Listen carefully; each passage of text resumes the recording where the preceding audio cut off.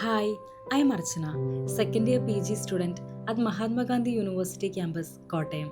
ഇന്ന് ഞങ്ങളുടെ കോഴ്സ് തീരുന്ന ദിവസമാണ്. Final viva. 2 വർഷം, ഒരുപാട് പഠനങ്ങൾ, കണ്ണുനീർ, പ്രാർത്ഥന, പുതിയ ആളുകൾ, നഷ്ടങ്ങൾ, പ്രതീക്ഷകൾ. വൈവ തുടങ്ങുന്നതിന് മുമ്പുള്ള എൻ്റെ കുറച്ച് ക്യാമ്പസ് ഡേയ്സ് കാണിച്ചു തരട്ടെ. Hi, good morning. ഇന്ന് ജൂലൈ 1 ആണ്. ചെറിയൊരു മഴയൊക്കെയുള്ള ദിവസം. നോർമൽ ക്ലാസ്സുള്ളൊരു ദിവസം തന്നെയാണ്. പക്ഷേ എൻ്റെ ഡേ പ്ലാനിൽ ഇന്ന് ലൈബ്രറി പോകാനുണ്ട്, ക്ലോത്ത്സ് വാഷ് ചെയ്യാനുണ്ട്, അങ്ങനെ കുറേ കാര്യങ്ങൾ ചെയ്ത് തീർക്കാനുണ്ട്. പിന്നെ പ്രൊജക്റ്റിൻ്റെ കുറച്ച് കാര്യങ്ങളും കൂടി കംപ്ലീറ്റ് ചെയ്യാനായിട്ടുണ്ട്. പിന്നെ ക്ലാസ്സിലേക്ക് പോകാൻ ചെറിയ മഴ പെയ്യുന്നുണ്ട്. എൻ്റെ പുതിയ കുടയാണ്, ഞാൻ ഈ വർഷം വാങ്ങിയ കുടയാണ്. എല്ലാ വർഷവും ഓരോ കുട വാങ്ങിക്കും. എന്നിട്ട് എവിടെയെങ്കിലുമൊക്കെ വെച്ചുകൊണ്ട് മറന്ന് കളഞ്ഞിട്ട് പിന്നെ അടുത്ത വർഷം ആകുമ്പോൾ കുടയ്ക്ക് തപ്പിയിടണം, പുതിയൊരു കുട വാങ്ങിക്കും. പക്ഷെ എനിക്ക് കുട ഭയങ്കര ഇഷ്ടമാണ് കേട്ടോ. എൻ്റെ അടുത്ത് കുറച്ച് അമ്പർല കളക്ഷൻ ഉണ്ടായിരുന്നു പണ്ട്. ഇപ്പോൾ പുറത്തു നിന്നൊക്കെ വരുന്ന ആരെങ്കിലും ഉണ്ട്, ഞാൻ ആദ്യം എന്താ കൊണ്ടുവരേണ്ടതെന്ന് ചോദിക്കുമ്പോൾ പറയാം വാട്ടർ ബോട്ടിലും അമ്പർലയും കൊണ്ടുവന്നാൽ മതി. എനിക്കിങ്ങനെ നമുക്ക് ഹാൻഡ് ബാഗിലൊക്കെ ക്യാരി ചെയ്യാൻ പറ്റുന്ന രീതിയിലുള്ള ചെറിയ കുടയില്ലേ, അത് ഭയങ്കര ഇഷ്ടമാണ് എനിക്ക്. ഇങ്ങനെ ഇറങ്ങി വരുന്ന സമയത്തിലെ ഒരു മിററുണ്ട്, ഞാൻ അതിൽ തന്നെ കാണിച്ചു തരാം. ഡെയിലി പോകുന്ന സമയത്ത് ചെറിയൊരു ഔട്ട്ഫിറ്റ് ചെക്ക് നടത്തുന്നൊരു സ്ഥലമാണ്.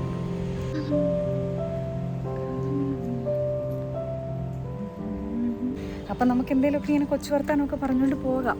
ഇന്നിപ്പോൾ ഞാൻ 10 മണി കഴിഞ്ഞു ക്ലാസ്സിലേക്ക് ഇറങ്ങാൻ വേണ്ടി. അതുകൊണ്ട് ഇങ്ങനെ മൊത്തത്തിലൊരു തിരക്കും ബഹളമൊന്നും കാണുന്നില്ല.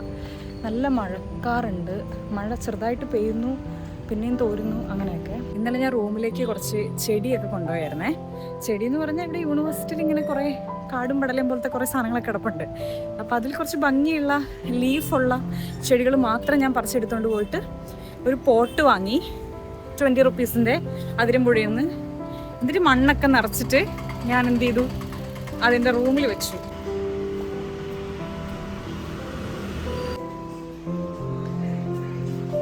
Hi Lakshmi, good morning. നീ എല്ലാ ദിവസവും വ്ളോഗാണ് ഇവിടെ. Hi, good morning. Good morning. ഞാൻ എന്നൊക്കെ വ്ളോഗ് എടുക്കുന്ന അന്ന് മാത്രം നീ ഒരുങ്ങത്തില്ല, അതെന്താ അങ്ങനെ? ആയാ വാ എലി, കമോൺ, റാംബോ പോലെ വരണം.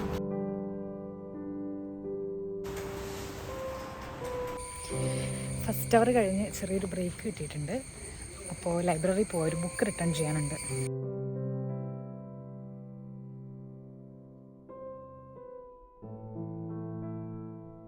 മൂട് വഴികളിലൂടെ എങ്ങനെ ലൈബ്രറിയിലേക്ക് പോകാമെന്ന് ഞാൻ കാണിച്ചു തരാം. ഹെൽത്ത് സെൻറ്ററിൻ്റെ സൈഡിൽ ഇതുപോലെ 2 കട്ട ഇട്ടിട്ടുള്ളൊരു വഴിയുണ്ട്. ആ വഴി നേരെ വന്നാൽ ഈ ബിൽഡിങ്ങിൻ്റെ ഇവിടെ എത്താം. ഇതിലേക്കൂടി ചെറിയൊരു വഴിയുണ്ട്.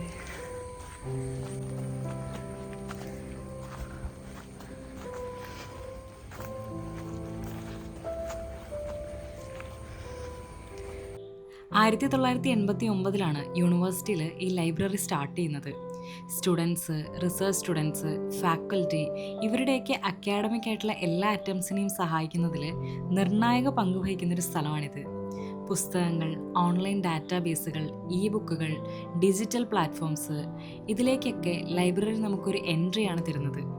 പേഴ്സണലായിട്ടുള്ള സ്റ്റഡീസിനും ഗ്രൂപ്പ് ഡിസ്കഷനും വളരെ പീസ്ഫുള്ളായിട്ടുള്ളൊരു അറ്റ്മോസ്ഫിയറാണ് ലൈബ്രറിയിൽ നമുക്കുള്ളത്.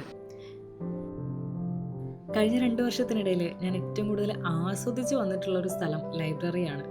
ലൈബ്രറിയിൽ വരണമെന്ന് തലേദിവസം തന്നെ ഞാൻ പ്ലാൻ ചെയ്തിട്ടുണ്ടെങ്കിൽ എനിക്ക് പ്രത്യേക ഒരു ആവേശമാണ്. ബുക്കുകൾ റിട്ടേൺ ചെയ്യാനും കുറേ സമയം അവിടെ സ്പെൻഡ് ചെയ്യാനും. എനിക്ക് ഒരുപാട് പുസ്തകങ്ങളൊക്കെ ഇരിക്കുന്ന സ്ഥലത്ത് പോകുന്നത് ഭയങ്കര പോസിറ്റീവ് എനർജി കിട്ടുന്ന ഒരു കാര്യമാണ്.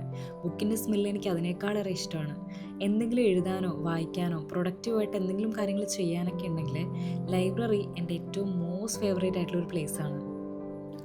ഈ ക്യാമ്പസിൽ തന്നെ ഏറ്റവും പ്രൊഡക്റ്റീവായിട്ട് ഞാൻ യൂസ് ചെയ്തിട്ടുള്ളൊരു സ്ഥലം ലൈബ്രറി ആയിരിക്കും. എനിക്ക് സമാധാനം കിട്ടാൻ വേണ്ടിയിട്ടും എന്തെങ്കിലുമൊക്കെ കാര്യങ്ങൾ പ്ലാൻ ചെയ്യാനും ഒക്കെ ആയിട്ട് ഞാൻ ഏറ്റവും കൂടുതൽ വന്നിരിക്കുന്നത് ഇവിടെയാണ്. ഒരുപാട് പുസ്തകങ്ങളുള്ള ഇതേപോലത്തെ ഒരു സ്ഥലത്ത് എന്നെ കൊണ്ടിട്ട് കഴിഞ്ഞാൽ എത്ര കാലം വേണമെങ്കിലും ബോറടി ഇല്ലാതെ അവിടെ എക്സിസ്റ്റ് ചെയ്യാനായിട്ട് എനിക്ക് പറ്റും. യൂണിവേഴ്സിറ്റിയിലേക്ക് വരുന്ന സമയത്ത് എന്നെ ഏറ്റവും കൂടുതൽ എക്സൈറ്റ് ചെയ്തൊരു ഫാക്ടർ അത് തന്നെയായിരുന്നു, ലൈബ്രറി ആക്സസ് ഉണ്ടാവും എന്നുള്ളത്. ഞാൻ ഡിഗ്രിയിൽ പഠിക്കുന്ന സമയത്ത് Malayalam short story writing, Malayalam essay writing ഇതിനൊക്കെ കലോത്സവത്തിൽ പാർട്ടിസിപ്പേറ്റ് ചെയ്തിട്ട് യൂണിവേഴ്സിറ്റി ലെവലിൽ വരും. ഡിഗ്രി സെക്കൻഡ് ഇയറിലും തേർഡ് ഇയറിലും എനിക്ക് ഫസ്റ്റ് എ ഗ്രേഡ് കിട്ടിയിട്ടുണ്ടായിരുന്നു. അതിൻ്റെ മെഡലും സർട്ടിഫിക്കറ്റും ഒക്കെ ഇപ്പോഴും എൻ്റെ കയ്യിലുണ്ട്. എല്ലാവരെ പോലെ തന്നെ ഞാനും വായിച്ചു തുടങ്ങിയത് സ്കൂളിലെ ടെക്സ്റ്റ് ബുക്കുകളിൽ നിന്നാണ്. അവിടുന്ന് ആ വായന പിന്നീട് മട്ടന്നൂർ കണ്ണൂർ ഞാൻ GUP സ്കൂൾ പഠിക്കുന്ന സമയത്ത് അവിടുത്തെ ടൗണിൽ ഒരു ബിൽഡിങ്ങിൻ്റെ മുകളിലായിട്ട് ചെറിയൊരു ലൈബ്രറി സ്പേസ് ഉണ്ടായിരുന്നു. അപ്പോൾ കുട്ടികളുടെ പുസ്തകങ്ങൾ എടുക്കണമെങ്കിൽ മാത്രം അവിടെ നമുക്ക് പേയ്മെൻ്റ് ഒന്നും കൊടുക്കണ്ട. അന്നങ്ങനെ അഫോർഡബിളും അല്ല. എല്ലാ ദിവസവും സ്കൂൾ വിട്ട് വരുന്ന സമയത്ത് അവിടെ പോയി പുസ്തകങ്ങൾ എടുക്കും, അത് വായിക്കും, ശനിയും ഞായറും ഇരുന്ന് വായിക്കും. ആ വായന തന്നെയാണ് സത്യത്തിൽ എനിക്ക് നല്ലൊരു ലാംഗ്വേജ് തന്നത്. 2020 ഡിഗ്രി കഴിഞ്ഞിട്ട് ജോലിക്ക് ജോയിൻ ചെയ്തതിന് ശേഷം സത്യം പറഞ്ഞാൽ ജോലീൻ്റെ പർപ്പസിന് വേണ്ടിയിട്ടല്ലാതെ ഒരു കടലാസ് കഷ്ണം പോലും ഞാൻ വായിച്ചിട്ടില്ല. അത് കുറേ ഏരിയാസിൽ എന്നെ അഫക്റ്റ് ചെയ്തിട്ടുണ്ടെങ്കിലും ഞാൻ ആ സമയത്ത് അതൊന്നും മൈൻഡ് ചെയ്യാതിരുന്നു. പക്ഷേ 4 വർഷത്തിന് ശേഷം ഞാനിവിടെ PGക്ക് ജോയിൻ ചെയ്യുന്ന സമയത്ത് അപ്പം തൊട്ട് ഞാൻ തീരുമാനിച്ച കാര്യമാണ് എനിക്കെൻ്റെ അക്ഷരങ്ങളിലേക്ക് തിരിച്ചു പോകണം. ഇവിടെ വന്നിട്ട് ഈ ലൈബ്രറിയിലും പുസ്തകങ്ങളുടെ ഇടയിലും അക്കാഡമിക് ലൈഫിലും ഒക്കെ ഞാൻ തിരഞ്ഞുകൊണ്ടിരിക്കുന്നത് പണ്ടത്തെ ആ അർച്ചന എവിടെയെന്നായിരുന്നു. മലയാളം ആൻസർ ഷീറ്റുകൾ എടുത്ത് കാണിച്ചിട്ട് ഇതുപോലെ വേണം ലാംഗ്വേജ്, ഇതുപോലെ വേണം ഒരു മെസ്സേജ് കൺവേ ചെയ്യാൻ എന്നൊക്കെ ടീച്ചേഴ്സ് ചൂണ്ടിക്കാണിച്ചുകൊണ്ടിരുന്ന എൻ്റെ ആ ഭാഷ പോലും എന്നെ വിട്ടുപോയി. സത്യത്തിൽ ഞാൻ എന്നെ തന്നെ തിരഞ്ഞു തുടങ്ങേണ്ടത് അവിടുന്ന് തന്നെ അല്ലേ എന്ന് എനിക്ക് തോന്നിപ്പോയി. ഇപ്പം നിങ്ങൾക്ക് കുറേയെങ്കിലും മനസ്സിലായിട്ടുണ്ടാവും ഞാൻ സെൽഫ് വർക്ക് ചെയ്ത് തുടങ്ങിയത് എങ്ങനെയാണെന്ന്.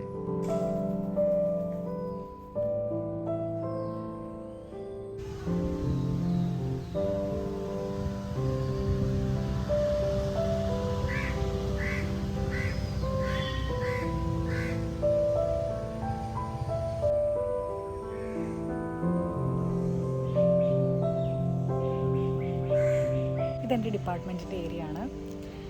ഞങ്ങളുടെ കുറേ ഫോട്ടോസിൽ ഞങ്ങൾ ഓണത്തിനും ക്രിസ്മസിനും നന്നായിട്ട് ഡ്രസ്സ് ചെയ്ത് വരുന്ന എല്ലാ ദിവസങ്ങളിലും ഫോട്ടോ എടുക്കുന്നൊരു സ്ഥലമാണിത്. ചെറിയൊരു വഴി പോലെയൊക്കെ സെറ്റ് ചെയ്തിട്ടുണ്ട്. പിന്നെ സൈഡിലായിട്ട് ഇവിടെ ചെറിയൊരു കുളവും കാര്യങ്ങളൊക്കെ. ശനിമൻ ഞാൻ അതുകൊണ്ട് ഇവിടെ ചെയ്യുന്ന സമയത്ത് മാറ്റി സ്ട്രോങ്ങിലി ആക്കി കൊടുത്തു.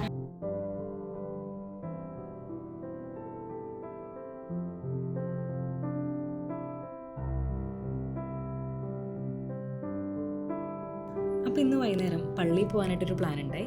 ഈ 2 ചുരിദാറിൽ ഏതിടണം എന്നാണ് എൻ്റെ കൺഫ്യൂഷൻ. അവസാനം ഞാൻ ബ്ലൂവിലേക്ക് തന്നെ എത്തി. വൈകിട്ടായപ്പോഴത്തേക്ക് നല്ല മഴ പെയ്യാൻ തുടങ്ങി. ഈ ബ്ലൂ ചുരിദാർ ഭയങ്കര തിൻ മെറ്റീരിയൽ ആയതുകൊണ്ട് അയൺ ചെയ്തെടുക്കാൻ കുറച്ച് പണിയായിരുന്നു. പക്ഷേ ഞാനിപ്പോൾ ഡ്രസ്സൊക്കെ മാറി ഒരുങ്ങി വന്നിട്ടുണ്ടേ. എങ്ങനെയുണ്ട്? ഭംഗിയുണ്ടോ കാണാനായിട്ട്? ക്രിസ്ത്യാനി കൊച്ചായിട്ടുണ്ടോ? പള്ളിയിൽ പോകുന്നതിൽ എന്നെ എക്സൈറ്റ് ചെയ്യുന്ന ദ ബെസ്റ്റ് പാർട്ടീസ് ഞാൻ മാക്സിമം എന്നെ കവർ ചെയ്യുന്ന തരത്തിലുള്ള ഡ്രസ്സാണ് പള്ളിയിൽ പോകുമ്പോൾ ഇടാറുള്ളത്. പിന്നെ ഷോൾ ഇടണം എന്നുള്ളത് നിർബന്ധമാണ്. ഇപ്പോൾ എനിക്ക് പെട്ടെന്ന് പള്ളിക്ക് പോകാൻ തോന്നിയിട്ടുണ്ടെങ്കിൽ പോലും എൻ്റെ കയ്യിൽ ഷോൾ ഇല്ലാന്നുണ്ടെങ്കിൽ ഞാൻ ചില സമയത്ത് മടിച്ച് നിൽക്കാറുണ്ട്. ഇത് മാൻഡേറ്ററി ആയിട്ടുള്ളൊരു തിങ് ആണോ എന്ന് ചോദിച്ചു കഴിഞ്ഞാൽ മേ ബി നോട്ട്, അത്ര വലിയ അത്യാവശ്യം ഉണ്ടാവില്ല. പക്ഷേ എനിക്കെന്തോ ഇങ്ങനെ പള്ളിയിൽ പോകുന്ന എന്നെ കാണാനാണ് കുറച്ചുകൂടി ഇഷ്ടം.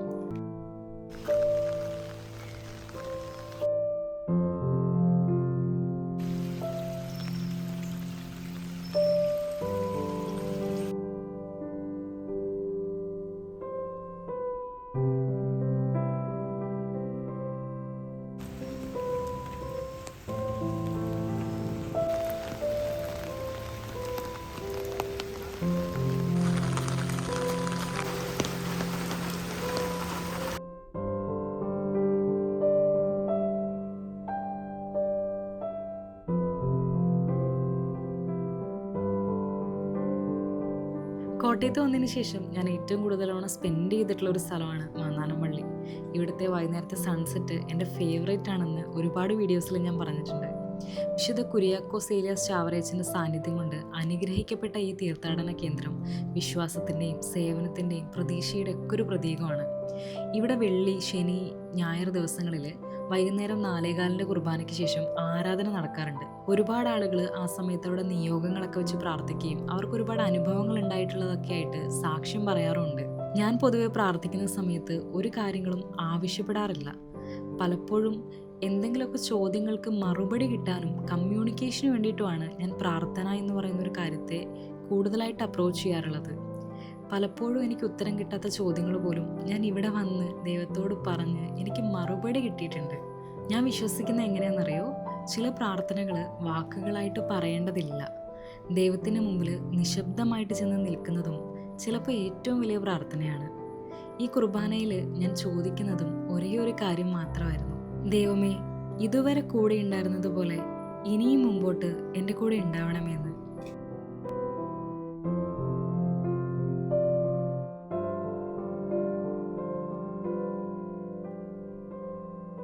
ജീവിതം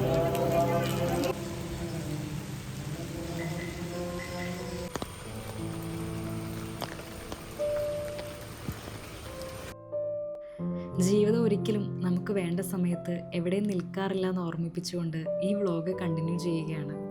ഞാൻ എൻ്റെ ലാസ്റ്റ് വീഡിയോയിൽ പറഞ്ഞതുപോലെ I lost the most important person in my life. പപ്പയെ നഷ്ടപ്പെട്ട ആ ഒരു വേദനയുടെ ഇടയിലും എനിക്ക് ജീവിതം മുമ്പോട്ട് തന്നെ കൊണ്ടുപോകേണ്ടി വന്നു.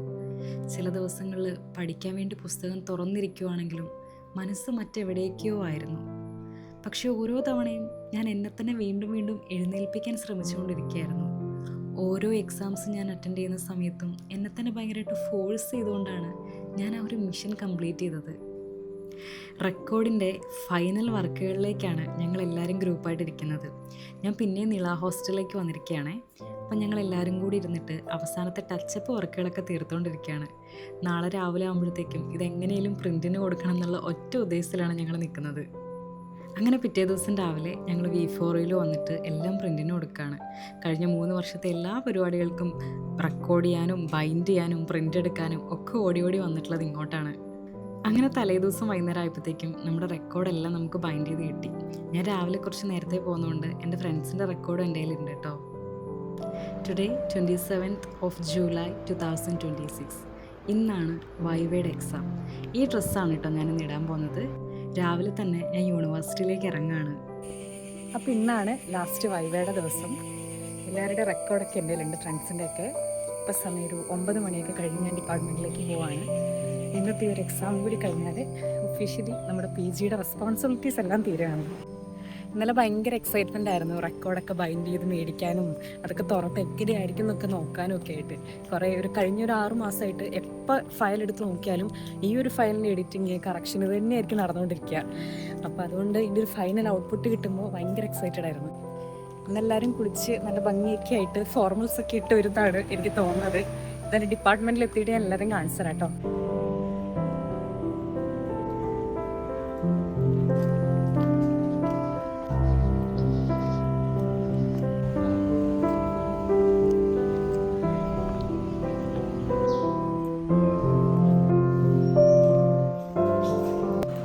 ക്ലാസ്സിലെത്തി. പതിപോലെ ആരും വന്നിട്ടില്ല. എൻ്റെ കഴിഞ്ഞ 2 വർഷത്തെ വ്ളോഗ് കണ്ടിട്ടുള്ളവർക്കറിയാം, ഞാൻ മിക്കവാറും ദിവസങ്ങളിൽ ക്ലാസ് വരുമ്പോൾ ഇവിടെ ആരും ഉണ്ടാവാറില്ല. എല്ലാ ദിവസവും രാവിലെ ഒരുങ്ങി ക്ലാസ്സിൽ വരണം. എക്സാം ഉണ്ട്, അസൈൻമെൻ്റ് ഉണ്ട്, സെമിനാർ ഉണ്ടെന്നൊക്കെ പറയുന്ന പോലെ ഇനി അങ്ങനെ ഒരു ഐ ബിലോങ്സ് ടു ഹിയർ എന്നുള്ളൊരു ടാഗ് പോലും ഒഫീഷ്യലി ഇന്നും ഇല്ല. ഇത് കണ്ടോ, എക്സാം തുടങ്ങിയ സമയത്ത് എഴുതിയതായിരുന്നു. അപ്പോൾ നമ്മുടെ ഫൈനൽ ഡേ 27th ആണ്. Are you excited to see your record? Excited, anxious, എല്ലാം പറയാം. 2 വർഷം മുമ്പ് ഫസ്റ്റ് ഡേ ക്ലാസ്സിൽ വന്ന അതേ ഔട്ട്ഫിറ്റ് ഇട്ടിട്ടാണ് ലക്ഷ്മി ഇന്ന് വന്നിരിക്കുന്നത്. കൺസിസ്റ്റൻസി മുഖ്യം. ക്ലോഷർ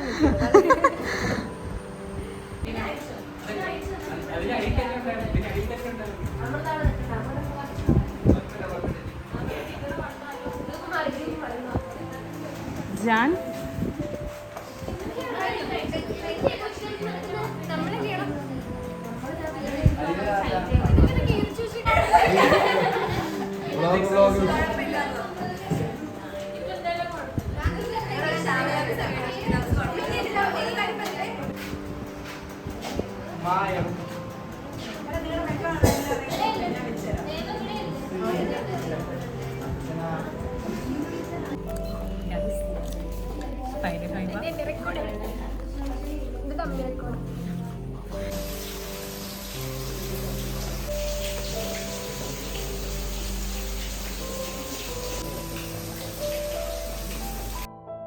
അങ്ങനെ ഞങ്ങളുടെ വൈവ തീർന്നു. എന്തൊക്കെ ക്വസ്റ്റ്യൻസാണ് ചോദിച്ചതെന്ന് എല്ലാവരും കൂടി വട്ടം കൂടിയിരുന്ന് ഡിസ്കസ് ചെയ്യായിരുന്നു. പിന്നെ കുറേ ഫോട്ടോസൊക്കെ എടുത്തു ഈ റെക്കോർഡൊക്കെ ആയിട്ട്. ഇന്ന് ആ വൈവ റൂമിലേക്ക് കയറുമ്പോൾ ചെറിയൊരു ടെൻഷൻ ഉണ്ടായിരുന്നു. പക്ഷെ പുറത്തേക്ക് ഇറങ്ങിയപ്പോൾ ഒരു വലിയ ആശ്വാസം. എന്ത് ചെയ്യും?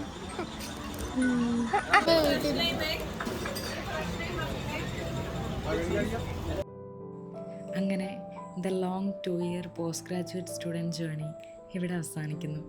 പക്ഷേ എൻ്റെ ജീവിതത്തിലെ അടുത്തൊരു ചാപ്റ്റർ ഇന്ന് തുടങ്ങുകയാണ്. Thank you for watching this video my dear.